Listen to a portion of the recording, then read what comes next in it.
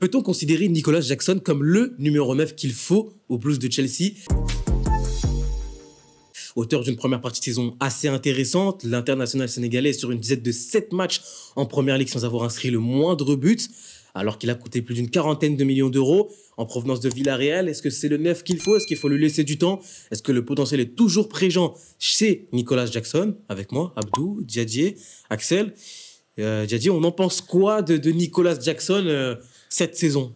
Alors, comme tu l'as dit dans ton intro, en fait, il me laisse dubitatif. Je perds mes mots avec ce type.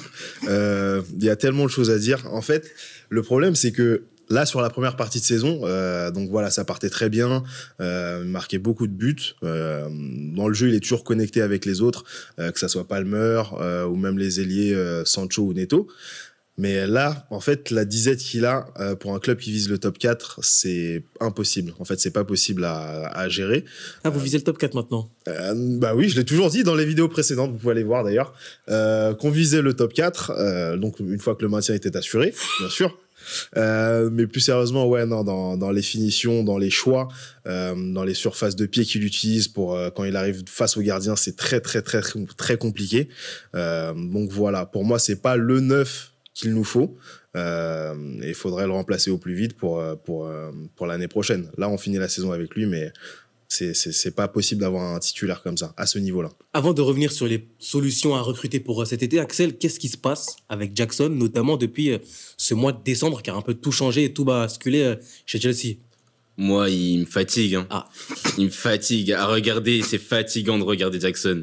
C'est fatigant parce que il fait des différences, mais il finit toujours par le mauvais choix, la mauvaise surface de pied, la mauvaise décision, le mauvais placement. Mais je pense pas qu'un club du standing de Chelsea, qui se targue de finir dans le top 4, puisse compter sur Jackson, qui a aucune référence en neuf. Du moins, il a pas de saison phare où il a marqué sa vingtaine de buts dans un autre club. Il a une fin de saison où il était dans un système à 2 à Villarreal où il marque 9 buts en fin de saison. L'année dernière, c'était plus compliqué, mais il sous-performait énormément ses XG, il loupait énormément de buts. Derrière Darwin Núñez, c'est celui qui loupe le plus devant le but. C'est celui qui te fait coûter le plus de points. Donc, je pense quand même qu'il a du potentiel. On voit quand même qu'il a du potentiel, qu'il y a quelque chose et que c'est pas un joueur fini. Il est quand même encore assez très brut, mais je pense qu'il doit apprendre avec un numéro 9 un peu plus expérimenté afin de, du coup, gravir les échelons et de devenir finalement ce 9-là qui va compter pour Chelsea. Mais pour l'instant, pas du tout, quoi. Abdou, quand tu entends les avis de tes deux compères, toi, qu'est-ce que tu lis comme avenir avec Nicolas Jackson à Chelsea? Est-ce qu'il faut quand même persévérer avec lui et se montrer patient quant à son avenir, ou finalement il faut le mettre directement sous concurrence dès cet été? Ça dépend des opportunités de marché que tu auras, tout simplement, parce que il n'y a pas énormément de neufs qui sont disponibles sur le marché ou des numéros 9 qui sont accessibles. Et quand je dis accessible, c'est, disons, allez, parce que c'est les fourchettes de 2025, disons. En dessous des 80. En dessous des 80 millions. Tu vois, t'as vu, si tu commences à réfléchir, t'as pas beaucoup de noms qui te viennent à l'esprit. Donc ouais, de toute façon, là, t'as pas le choix, tu dois finir la saison avec lui. Mais Chelsea ne sait pas ce qu'il veut. C'est le grand problème de ce club. Et c'est le grand problème de ses supporters aussi. On sait ce qu'on veut. Moi, je veux un 9, je veux du Gyökeres. Voilà, je veux un 9 qui finit les actions. Je veux un 9 qui a un vrai instinct de 9. Oui, mais si Gyökeres, étant donné qu'il a 26 ans pour le moment, et qu'il est, on va dire, dans son prime, dans son apex, s'il ne performe pas tout de suite, parce que si tu fais Gyökeres, c'est pour avoir un rendement immédiat. Oui. T'es pas sûr qu'il l'est. On n'est pas sûr à chaque fois que les joueurs vont performer directement ou qu'ils s'adaptent directement. Mais là, on met le prix. Gyökeres, bon, c'est bon, ça fait 2 saisons, là, 2 saisons et demie. 2 saisons. Qui performe au Sporting. Au Portugal. Oui, mais en Ligue des Champions aussi, il met ses buts. Oui, mais... faut le voir contre une grande adversité. Et moi, je pense qu'à Chelsea, il aurait toutes les munitions derrière, que ce soit avec Palmer, Sancho, Neto, etc., pour performer. Donc voilà, Jackson, c'est un 9 qui n'a pas de jeu de tête. Moi, déjà, ça me perturbe qu'un 9 n'ait pas de jeu de tête. Alors qu'il est grand. Hein. Voilà, et il n'a pas de QI-foot, en plus de son jeu de tête inexistant. Donc pour moi, non, la liste est longue. La liste est longue, et le problème, c'est que dans un autre club, tu aurais pu être un peu plus patient, voilà, un club un peu en dessous avec des attentes un peu réduites ou moins fortes que à Chelsea, mais non, ce n'est pas possible. C'est un des rares joueurs qui m'énerve devant mon écran. problème, Je m'énerve pas. le problème de Chelsea, c'est qu'ils ont des attentes beaucoup trop démesurées et ils sont impatients. Parce que, pardon, hein, tu me dis que tu sais ce que tu veux, mais On a les attentes d'un grand club. est-ce que vous êtes le plus grand club de votre ville? Je ne sais pas. Mais, tu vois, petite balle perdue comme ça, parce qu'il faut les appuyer. Non, ce qui me fait dire ça quand même, c'est que, au-delà du débat autour de Nicolas Jackson, moi, c'est les échos que j'entends autour d'Enzo Maresca qui me font un peu rire. C'est quoi? Parce qu'il y a 3 mois, vraiment, il les avait libérés du démon Pochettino. Pochettino, c'était le démon qui avait vraiment envoûté l'enfant et il fallait qu'il sorte du corps de l'enfant. Là, maintenant, t'entends les Blues. Waouh, Maresca, il est arrogant. C'est quoi ce coach de seconde zone, etc.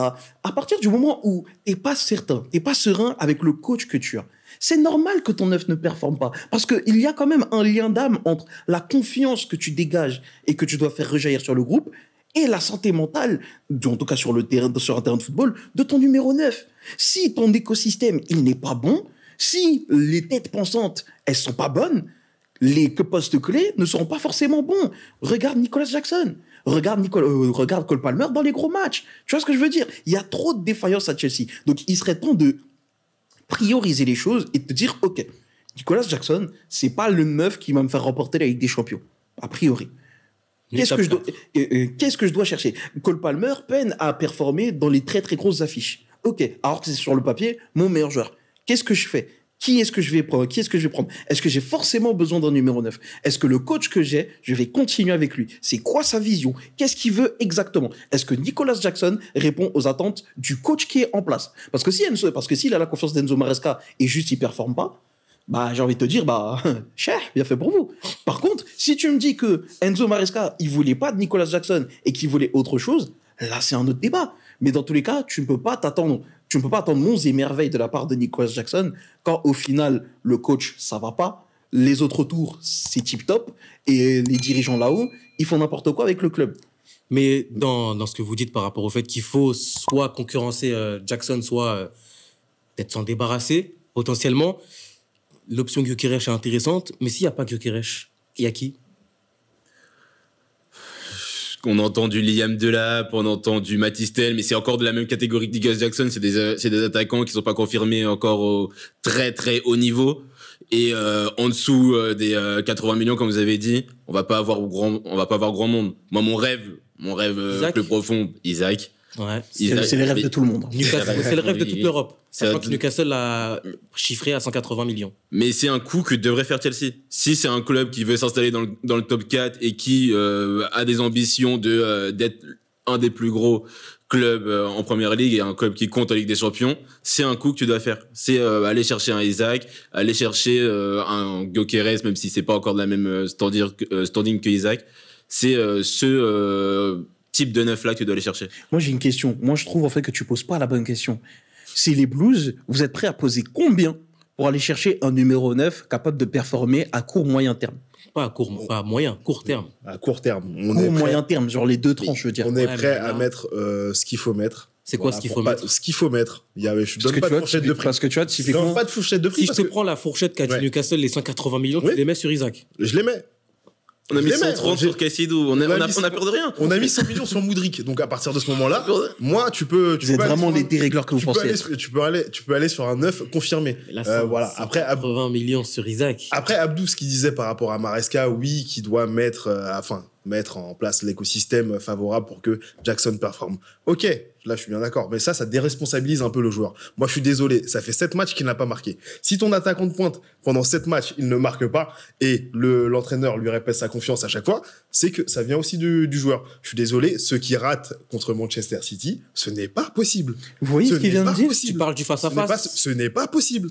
Et ce n'est pas le premier. La passe de Cole Palmer est trop forte pour moi. Un vrai 9, il te la reprend, il tacle. Je suis désolé. Tu vois ce qu'il vient de dire? Ça se voit qu'il supportait pas le Real Madrid il y a 3 mois, tu vois. Ça ne nous concerne pas. Ouais, bah ouais. Ouais, mais ça nous concerne pas. Nous, notre numéro 9, quand il performe pas, on l'encourage et on dit les man of the match. Ouais, mais ça nous concerne pas. Bah, ouais, mais au final, on gagne la Ligue des Champions comme ça. Donc peut-être que Chelsea devrait faire pareil. Ça nous concerne pas non plus. Peut-être. Le Real Madrid, c'est encore autre chose, etc. Non, mais en vrai, moi, tu vois, je me dis, c'est tout bête, mais tu vois, il y a des clubs qui vont chercher et qui voudront aller chercher John Duran. typiquement. PSG, c'est nous. Il n'y a pas que vous, il y a West Ham aussi. C'est vrai. Typiquement, il est un peu jeune, il manque d'expérience. À côté, il y a Oli Watkins. Oli Watkins, c'est un mec qui a marqué en demi-finale d'Euro. C'est un mec qui marque régulièrement en première ligue. Meilleur passeur. En fait, Ouais. c'est ça, et qui a été capable de faire meilleur passeur et par les top 3 meilleurs buteurs de première ligue sur un exercice. Tu vois, en fait, le truc, c'est que Chelsea, il bosse pas bien. Parce qu'au bout d'un moment, tu vas chercher un attaquant qui a besoin d'un système à 2-9 pour briller en Liga, et tu te dis, je vais en faire un attaquant seul en pointe. On dirait Zidane quand il a été chercher Jovic et qu'il nous a dit, oh, il pourra jouer solo derrière Benzema. Bah, comme qu'il jouait à- Colomboigny à Paris, hein. Il a toujours joué à 2. Mais Après, dans la au bout d'un moment, c'est qu'il faudrait. Qu'est-ce que vous cherchez concrètement? Dans la politique sportive de Chelsea, je pense pas qu'ils. Enfin, les noms qu'on a cités, Gyökeres, Isaac, voilà, Chelsea, ils cherchent un attaquant très, très, très, très, très jeune pour le développer après, Oli mais ça Watkins. marchera pas. Oli Watkins, Ouais, c'est c'est âgé pas quand même. si hein. jeune que ça. Il a 27 ans. 26-27. Déjà? Ah oui. Mon Dieu. Watkins, c'est plus tout jeune. Hein. Mon Dieu. Il est dans la force de l'âge. Bah sinon, on allait prendre Justin Kluivert, on nous cassait pas les pieds. C'est un ailier gauche. Ouais, mais il met ses pions en PL. Et il a plus de pions que Nicolas Jackson. Oui. Bon, cette saison, Oui. c'est pas compliqué, mais Jackson, dernière question, il a aucun avenir à Chelsea. Non, je dis pas qu'il a aucun avenir. C'est pour ça que j'ai dit qu'il faut au moins un attaquant de référence pour que l'installer à Chelsea et ensuite Jackson se développe à côté. Pourquoi pas à un moment, je sais pas si Maresca va rester, donc est-ce que le développer avec deux attaquants ou sur le côté ou même derrière un attaquant. L'année dernière, Pochettino l'a essayé comme ça, il a essayé derrière un attaquant, c'était plutôt convaincant. Il n'a pas aucun avenir parce que c'est un joueur jeune qui a quand même montré des belles choses à Chelsea. L'année dernière, il marque 14 buts, il a 9 buts, 5 passes D en 21 matchs, c'est pas déshonorant non plus. Mais pour l'instant, c'est pas la réponse. C'est pas la réponse du tout pour les mots de Chelsea. Ok, supporters et supportrices du Chelsea Football Club, qu'est-ce que vous pensez de Nicolas Jackson? A-t-il un avenir à Chelsea? Est-ce qu'il faut continuer avec lui, renouer la confiance, ou finalement il faut aller chercher un concurrent direct à Nicolas Jackson, Alexander Isak, Gyökeres ou autre type d'attaquant que vous avez en tête? Partagez, commentez, likez, abonnez-vous. Et d'ici là, à la prochaine. Salut!